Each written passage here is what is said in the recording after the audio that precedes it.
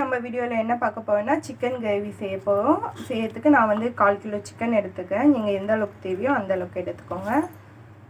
அதுக்கு ஃபஸ்ட்டு ஒரு அடுப்பு பற்ற வச்சுக்கோங்க. அது மேலே ஒரு கடாய் வச்சுக்கோங்க. கடாய் காய்ஞ்சதுக்கப்புறம் எண்ணெய் ஆட் பண்ணிக்கலாம். எண்ணெய் ஆட் பண்ண உடனே சிக்கனை வந்து கூடவே ஆட் பண்ணிக்கலாம். இங்கே பாருங்கள், எண்ணெய் ஆட் பண்ண உடனே சிக்கனை கூடவே ஆட் பண்ணிக்கோங்க. எண்ணெய் காயணும்னு இல்லை.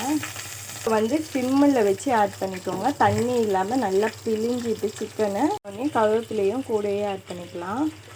அதுக்கப்புறம் பச்சை மிளகாய் நல்லா வதக்கி விட்டுக்கலாம். நல்லா மிக்ஸ் பண்ணி விட்டுக்கலாம். சிம்மில் வச்சுக்கணும் அடுப்பு. நம்ம எண்ணெய் காயத்துக்கு முன்னாடி சிக்கன் போட்டால் தான் தண்ணி நம்ம மேலே வந்து தெளிக்காது. சிம்மில் அடுப்பு வச்சு நல்லா வந்து நம்ம வதக்கிக்கலாம். நம்ம அதுக்குள்ளே வந்து சிக்கன் வதங்கிறதுக்குள்ளே நம்ம போய் வெங்காயம் வந்து பேஸ்ட்டாக அரைச்சி எடுத்துக்கலாம். மிக்ஸி ஜாரில் வெங்காயம் கட் பண்ணி போட்டுட்டேன். இப்போ இதை வந்து பேஸ்ட் பண்ணிக்கலாம். சிக்கன் நல்லாவே வதங்கிடுச்சு. சிக்கன் பாருங்கள், பார்த்தாலே தெரியும், நல்லா சுருங்கிட்டு பாருங்கள். இந்த டைமில் வந்து நம்ம வெங்காயம் பேஸ்ட்டு அரைச்சி வச்சோம்னா அதை வந்து ஆட் பண்ணிக்கலாம். வெங்காயத்தை நம்ம நல்லா மிக்ஸி ஜாரில் அரைச்சி பேஸ்ட் மாதிரி பண்ணியாச்சு. தண்ணி எதுவுமே ஆட் பண்ணல. நான் வெங்காயத்தையும் பேஸ்ட் பண்ணி ஆட் பண்ணியாச்சு. நல்லா மிக்ஸ் பண்ணி விட்டுக்கலாம்.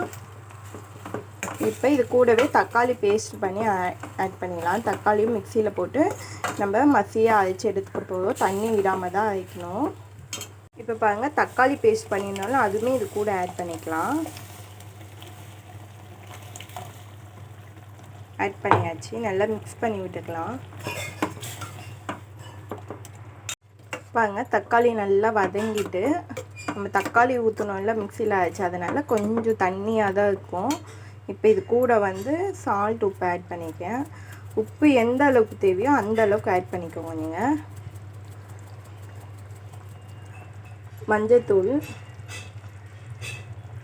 நான் வந்து சிக்கன் மசாலா ஆட் பண்ணுறேன். நீங்கள் வந்து கரம் மசாலா ஆட் பண்ணுறதா இருந்தாலும் பண்ணலாம், இல்லை மிளகாய் தூளும் ஆட் பண்ணிக்கலாம். நல்லா மிக்ஸ் பண்ணி விட்டுக்கலாம்.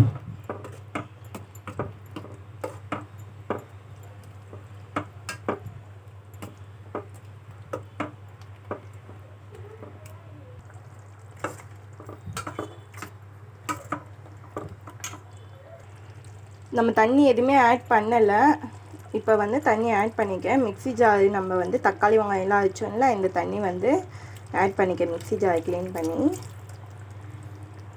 நம்ம மசாலாக்காக கொஞ்சமாக தான் தண்ணி ஆட் பண்ணிக்குவோம். தண்ணியே ஆட் பண்ணக்கூடாது. நம்ம தக்காளி வந்து மிக்சியில் அரைச்சி ஊற்றுவோம்ல, அதுவே ஜூஸ் மாதிரி தான். தண்ணி அதுலேயே வந்து நம்மளுக்கு அதிகமாக தான் இருக்கும் தண்ணி. இப்போ மசாலா கொதிக்கிறதுக்கு கொஞ்சமாக தண்ணி ஆட் பண்ணிக்கலாம். அடுப்பு கொஞ்சம் ஃபாஸ்ட்டில் வச்சுட்டு நம்ம பிளேட் போட்டு மூடி விட்டுடலாம். கொஞ்சம் லைட்டாக சுண்டதுக்கப்புறம் ஆஃப் பண்ணி எடுத்துக்கலாம். இப்போ பிளேட் எடுத்து பார்க்கலாம் சிக்கன் வெந்துருச்சான்னு. சிக்கன் ஆல்ரெடி நம்ம எண்ணெயில் வதக்கும் போதே வெந்துட்டு இருக்கோம். இப்போ இந்த மசாலாக்காக தான் நம்ம வந்து தட்டு போட்டு மூடி வச்சு மசாலா மிக்ஸ் ஆக. பாருங்கள், சிக்கன் கிரேவி ரொம்ப சூப்பராக ரெடி ஆகிட்டு. இந்த ஸ்டேஜில் வந்து கொஞ்சமாக ஆயில் ஆட் பண்ணிக்கோங்க. இப்போ நல்லா மிக்ஸ் பண்ணி விட்டுக்கலாம். நம்ம எண்ணெயில் எதுக்கு நம்ம ஃபஸ்ட்டு சிக்கன் வதக்கணும்னா, அப்படி வதக்கும் போதே சிக்கன் சீக்கிரமாக வெந்துடும். அதுக்காக தான் வதக்கணும். நம்ம தண்ணி இல்லாமல் அழகாக சிக்கன் கிரேவி சீக்கிரமாக செஞ்சிடலாம்.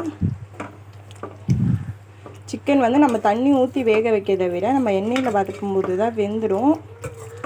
ஓகேங்களா? பாருங்கள், சிக்கன் கிரேவி சூப்பரான ஒரு சிக்கன் கிரேவி அழகாக ரெடி ஆகிட்டு. இந்த வீடியோ உங்களுக்கு பிடிச்சிருந்தா லைக் பண்ணுங்கள், ஷேர் பண்ணுங்கள், சப்ஸ்கிரைப் பண்ணுங்கள். மறக்காமல் பெல் பட்டனை கிளிக் பண்ணுங்கள். தேங்க்யூ. அடுப்பு ஆஃப் பண்ணிக்கலாம்.